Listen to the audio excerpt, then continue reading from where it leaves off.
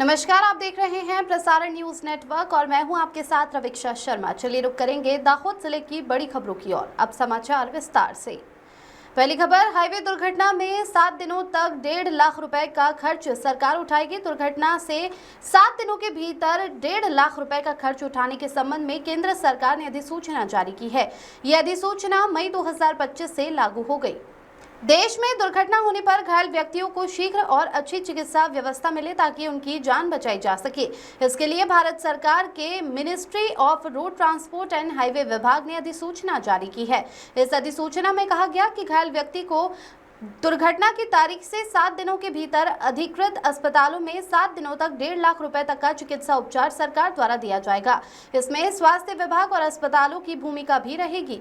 यह अधिसूचना 5 मई से लागू की गई है। देश में सड़क दुर्घटनाएं बड़े पैमाने पर होती है और दुर्घटना में घायल व्यक्तियों को समय पर इलाज न मिलने पर उनकी मृत्यु हो जाती है। ऐसी दुर्घटनाओं में समय पर इलाज मिले और लोगों की जान बचाई जा सके, इसके लिए भारत सरकार के ministry of road transport and highway विभाग ने 5 मई को अधिसूचना जारी की है। इसमें कहा गया है कि घायल व्यक्तियों को दुर्घटना की तारीख से 7 दिनों तक 1.5 लाख रुपए तक के चिकित्सा उपचार का खर्च सरकार उठाएगी। केंद्र सरकार द्वारा शुरू की गई इस योजना के कारण कई लोगों की जान बचाई जा सकेगी।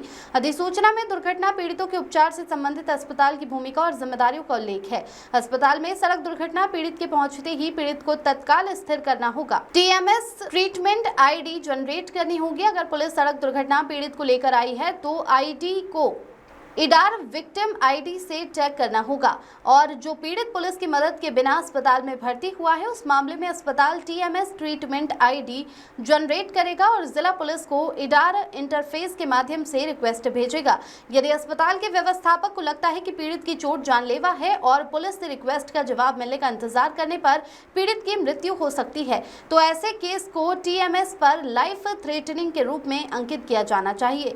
इन व्यवस्थाओं से संबंधित बातें केंद्र सरकार द्वारा इस योजना की 5 मई 2025 से अधिसूचना जारी कर लागू की गई है और इसका लाभ देश के लोगों को मिलेगा।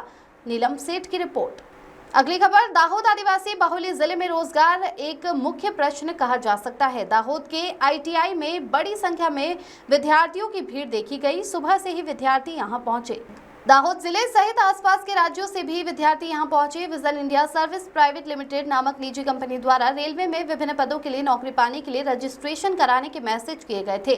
सोशल मीडिया पर मैसेज वायरल होने के बाद आज दाहोद के ITI में भीड़ देखी गई। उन्हें QR कोड देकर उस पर रजिस्ट्रेशन कराने की जानकारी दी गई, जिसके चलते दाहोद शहर, तालुका और जिले से बड़ी संख्या में विद्यार्थी देखने को मिले।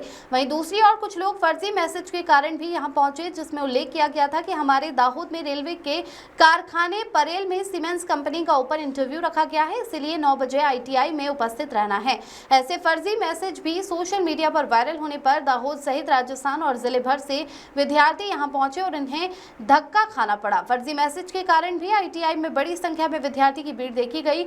हालांकि यहां उपस्थित ITI के शिक्षकों और निजी कंपनी के सदस्यों द्वारा उन्हें पूरी जानकारी दी गई। नीलम सेठ की रिपोर्ट।